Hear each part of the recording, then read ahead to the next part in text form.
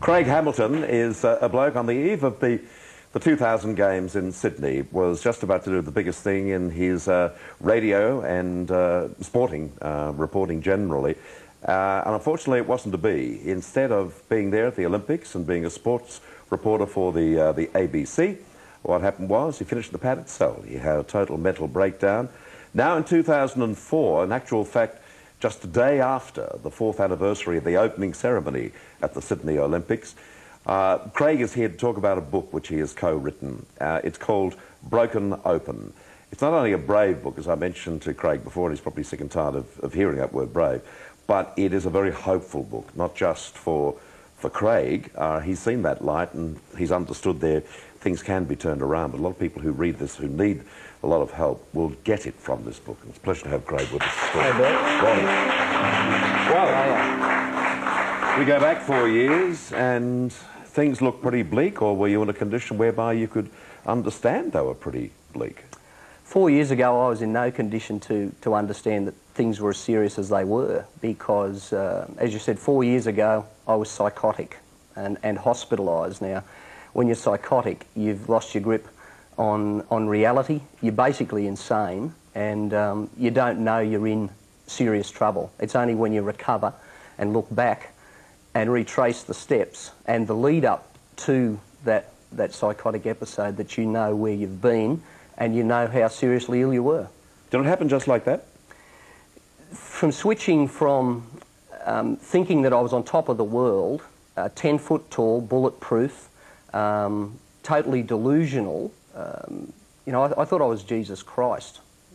What happened? On the station, and then becoming... This is the railway station? This is the railway station, and then becoming, you know, psychotic, completely psychotic, where I was abusing great friends of mine, and that's why I ended up in hospital, where I should have been. The switch was a very quick one, but to get to there, it takes time. It takes 9 months or 12 months.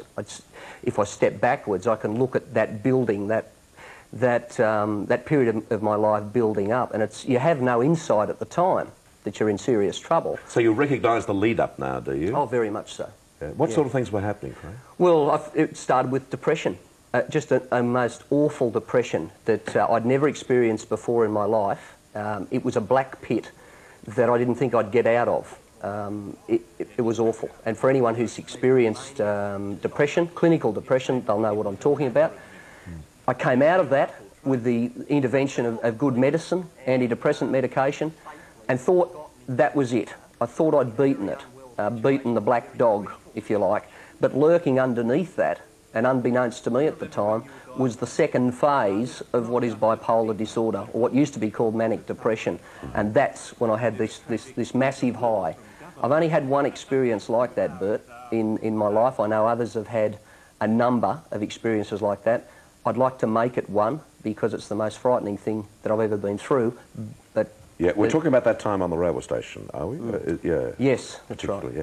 Just saw some footage from a great 60-minute story in which Jessica Rowe, her dear mum, and her husband Peter, and Jessica herself featured, as did yourself.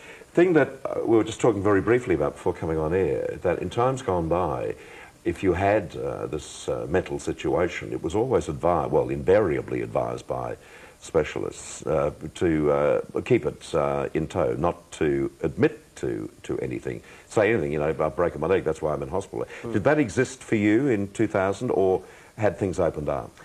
No, I walked those shoes, very much so. In 2000, I went through exactly what everyone, I think, who goes through this situation experiences, which is shame, humiliation, embarrassment, that this could have happened. Because I was a bloke, 6 years ago, if you'd said to me, who's the last bloke in the world that this could happen to, I would have nominated myself. Yeah. So it was a big fall. So, yes, I was in those shoes. I didn't want anyone to know. And that's the big problem. We have to change the culture. We have to raise the consciousness here, because there is nothing to be ashamed about. A lot of people suffer in silence because they don't have the support that I've had. I've had wonderful support. From the family? Family, friends, work colleagues at the ABC. So I'm the luckiest bloke in the world. That's your dad there, isn't it, Dick? On the That's him. On the right. That's Mum on the left. Right. Dick's watching this morning, I believe. He is. All the best to you, Dick. He's you are it for Dick. For Dick Really? Hamilton, mate. Massive fan of yours. Well, there you go.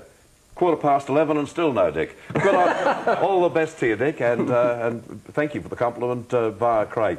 As you would know, Dick, your boy has done a great job with Broken Open. As I tried to explain in the introduction, that this is not just the story of one man's journey, because so many people will take the journey with him on the book, those that have gone through it, those who feel they may be going through it, and I think particularly those who have a loved one who has either gone through it or is going through it at this time.